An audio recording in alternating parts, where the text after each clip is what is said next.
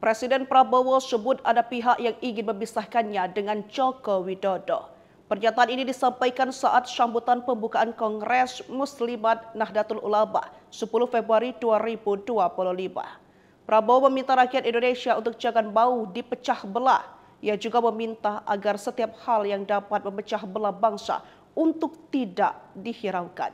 Pada kesempatan itu, Presiden Prabowo awalnya menceritakan hubungannya dengan Gubernur terpilih Jawa Timur yang juga Ketua Umum Muslimat NU Khofifah Indar Parawansa tidak terlalu lekat.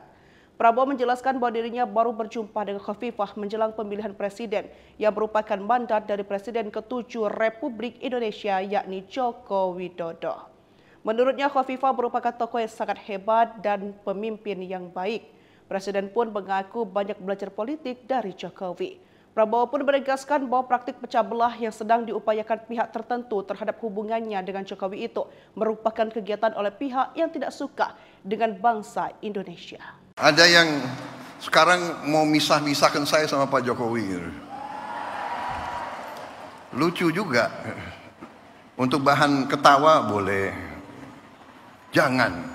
Kita jangan ikut pecah belah itu adalah kegiatan mereka yang tidak suka sama Indonesia. Saya sebenarnya tidak terlalu dekat dengan Ibu Khofifah. Saya baru jumpa baru menjelang mau Pilpres. Benar Bu Khofifah? Yang suruh saya menghadap Ibu Khofifah itu Pak Jokowi. Benar?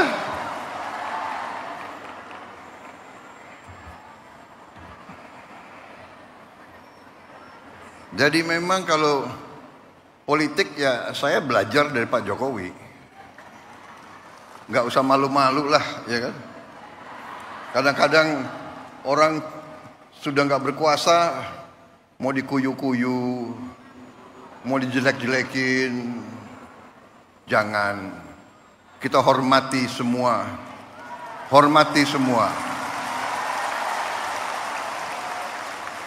Ada yang sekarang mau misah-misahkan saya sama Pak Jokowi. Lucu juga. Untuk bahan ketawa boleh.